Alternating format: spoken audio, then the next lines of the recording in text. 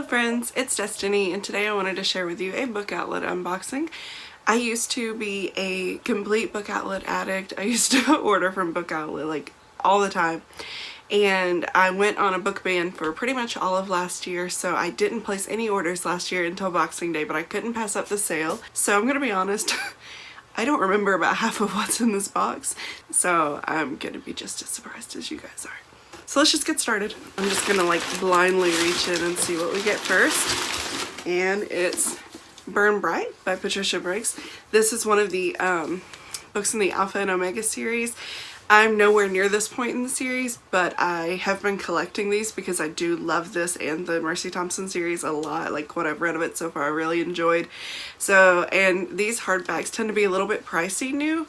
So when I saw this, I think this was like $5 or $6, I had to grab it. Look how pretty this cover is. I really love the cover artist for Patricia Briggs books. I'm just gonna put that up there.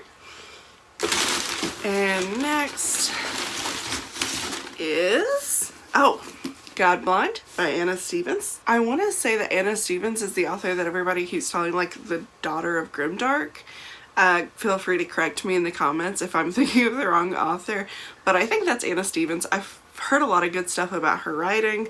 This is the first book in a series, but it looks like this involves a lot of dark gods and some war, and I don't really know what else. I just heard a lot of really good things about this from a lot of people whose opinions I trust. I've been wanting to get into Grimdark more anyways lately, so I figured this would be a good one to grab while I had the chance. Okay, try not to look. This is a children's book. I did get a few things for my son. He's 3, and I grabbed a few things for him. This Dragon Egg book. So I'm just gonna put those down there. I'm not gonna bore you with the details on those. But this one feels like another hardback, so this one should be mine. Oh yeah, okay. Dead but Not Forgotten. This is an anthology of stories based in the Sookie Stackhouse world. I'm only a few books into the Sookie Stackhouse series. It's not my favorite, but I do like it. They're fun, quick reads, so I figured I would go ahead and grab this. Next is Trail of Lightning by Rebecca Roanhorse. A lot of my friends read this and absolutely raved about it. I have heard so much good stuff about this book. This is about a Navajo monster hunter, and I guess she hunts monsters on the res. It sounds really interesting. I really love this cover too, and I didn't know that it's like got these shiny metallic bits on it, so that's pretty neat. Okay, and next is Alien Echo by Myra Grant. This is a sci-fi horror thriller. I think it's YA, and it is based in the same world that the Alien movies come from. However, I want to say Corey at Grimdark Dad told me that you don't have to be up to date on the movies to enjoy this, that he thought that you could read this and enjoy it without seeing any of the movies, which was great because I'm not up to date on the movies. I've seen the first 2 and then I haven't seen any more. I want to watch them, but I wasn't going to read this until I watched them, until I read his review, so I'll actually link that below. But anyways, I mean, I'm just immediately intrigued by anything that Shannon writes under any of her pseudonyms. This is about 2 twin sisters who have landed on an alien world, and of course they discover an alien threat. It just sounds really cool. And next, I think I feel another children's book. Yeah, Biscuit Visits the Big City. Who doesn't love Biscuit? The Sacrifice Box. Oh, this cover's so much cooler in person. This is, I think, a YA horror about a group of friends in the 80s who each put a sacrifice into this box, and there are certain rules to do with the box and they can't break those rules, but terrible things start happening, so they realize that somebody has broken a rule surrounding the sacrifice box and they have to set it right. We have Teeth. It's just a collection of vampire stories. That's about it. Oh, The Family Plot by Cherie Priest. Everyone I know who's read this loved it. So I guess this is about a guy who owns a salvage company that salvages historical properties, and they get a new property and he sends his daughter and a team to go take care of it, but of course there's more to the property than meets the eye. It is a horror story.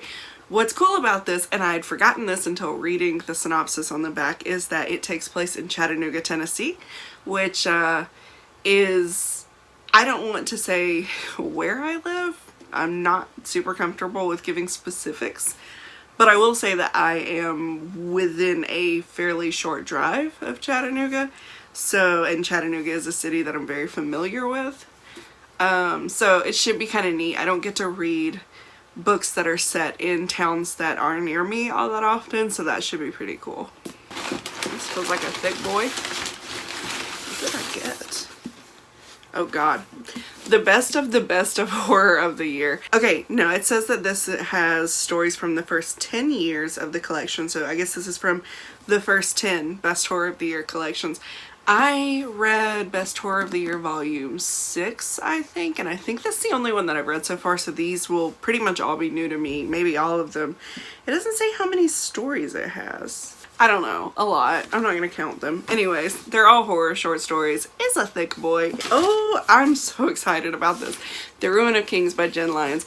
I feel like all of my friends have been raving about this. I'm not sure if this is YA or adult. I think this is adult fantasy. Demons and dragons and prophecies and a chosen one. Oh, okay. So listen to this. This is the end of the synopsis. This immediately sells me on it. Then again, maybe he isn't the hero after all, for Kieran is not destined to save the Empire. He's destined to destroy it. We stand anti-heroes and morally gray protagonists. Oh, another Patricia Briggs book. Silence Fallen. This is from the Mercy Thompson series. The other one is from the Alpha and Omega series. They intersect. You don't have to read them like with each other, but that is the way the author recommends reading them, and I'm a sucker for reading things in the order that... Hi. Oh, say hi, Lyric. You wouldn't know that I actually have 3 cats, because this is the only one who comes and says hi during videos. Cut to 10 minutes of me sitting here holding my cat. Say hi. Oh. Say look at my face. Quality content you guys are here for. I don't know which book in the series this is. Okay. Ooh. Darius the Great is not okay. It's a signed copy. Let's check this out. Oh. Look at that. Adib signed it. I have been dying to read this forever. This has been so high on my wish list. This is a weird feeling cover. It's kind of like matte and almost a little bit velvety. It's got a Persian main character. This is a YA contemporary. I'm trying to remember. I'm like 99% sure that Darius is gay. And I think somebody also told me that he is plus size. Let's see. I got Protection Spells by Erin Murphy Hiscock. That's pretty self-explanatory. Dry by Neil Schusterman and Jared Schusterman. Is that his son? I think somebody told me that's his son. This is I think this is a near future dystopian novel where water, like the drought is so severe that like nobody has water and it becomes like a war zone over water, which sounds terrifying.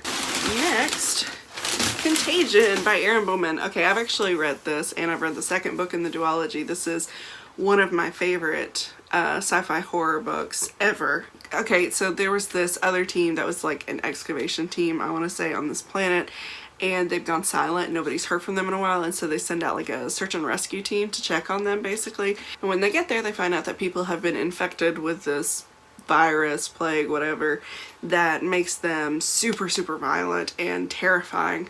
This is one of the scariest YA horror books that I've ever read, but it is like a sci-fi horror too, so if you like the sci-fi elements in horror, I really recommend it. The second book, Community, was also very good. Not quite as good as Contagion. This is honestly one of my favorite YA novels of all time. But it was good enough. I still gave it like 4.5 stars, and I still really recommend both books in the duology. I highly, highly, highly, highly recommend this. Sawkill Girls by Claire Legrand. This is another YA horror. This is almost like a dark fantasy horror. This girl and her mom moved to Sawkill Island, and there's a lot of like really weird stuff going on. These girls have been going missing for years and nobody's doing anything about it. Nobody seems to really care. It has amazing queer girl rep. Yeah, basically every girl in this book is queer. One of them is Ace. on page, and she's also black, I think. So there's a lot of really great diverse representation in this. I just thought it was beautifully written. One really cool thing about this book, the island itself has perspective chapters. They're very short, it's not overdone at all, and they are written in the coolest way. Like, I freaking loved them so much. It's one of my favorite things about this book. It's so memorable. It really, really set Salco Girls apart from pretty much anything else I had read. Next, I got 5 Feet Apart. I'm just like weirdly intrigued by this book. I really am. I've heard a lot of people say that it was super overhyped and like really overrated, and they didn't think it was that good, and they didn't like the movie that much, and that's fine. It was just one of those things where it was like $4, and I really wanted to learn for myself, and I think the cover is really gorgeous, so at least there's that. So I thought I would check this out. It's a book about two teenagers with cystic fibrosis who fall in love. I have no idea if the rep is any good at all. I really know next to nothing about this. Spellbook of the Lost and Found. This is another book that I read as an e-arc. This is a YA novel set in Ireland. It's like a light fantasy, like it reads more like a contemporary, but there are definitely fantastical elements to it. And it follows these 6 teenagers who this spell book kind of falls into their laps, and all these strange things start happening. They start finding diary pages from some stranger popping up all over town. Things are going missing. Just a lot of weird stuff starts happening, and so they try to use the spell book and these diary pages to work together and figure out what's happening to their town. I know that there is a female-female relationship in this. I can't remember if there are more queer characters than that. I think there are. But this was just really, really excellent. I love it a lot. I love this cover. I always thought this cover was so pretty. So I'm excited to finally have this in a hardback. I'm running out of shelf space. Next is After the Woods by Kim Savage. I know nothing about this. This was a cover by girl who escaped her kidnapper, who hunted her in the woods for 2 terrifying nights. Now it's a year later, and a dead girl has turned up in the same woods. So now I guess she's being plunged back into those memories. I feel like I haven't heard anybody talk about this, but it sounds really interesting. I really dig the cover. So hopefully it's gonna be good. Next, Always Forever Maybe. This is another one that I feel like I haven't really heard many people talk about. I've seen this cover around a lot. It looks like it is a dark YA contemporary about an abusive relationship, like a toxic, possessive, controlling relationship. I don't know anything about this. I don't know if it's any good or not. I'm kind of going into this one without knowing anything, which is kind of nice. I like to do that every now and then. Like, it's really easy to get sucked into the hype of all the popular books, and sometimes it's nice just to pick up something that you can go into with no expectations and just see what you get. And I think this is the last one. And it is Robots vs. Fairies. This is another one that I read as an e-arc and really enjoyed. It is a collection of short stories. They're all sci-fi and fantasy, and they alternate between stories about robots and stories about fairies. A lot of the stories involve both. They're really cool. There's one story in particular in here by Alyssa Wong, and it was my first Alyssa Wong story. It's about a future where when celebrities pass away, their memories and their personalities can be uploaded to these androids that live in these brothels, basically. Our main character in the story like goes to spend the evening with this celebrity from this I think it's a J-pop band that she's like very fond of, and there's a lot more to it than that, but obviously that would be spoiling the story. It has a depth to it that I can't explain. I can't put into words. Like, you just have to read it, and it is honestly probably my single favorite short story that I've ever read in my entire life.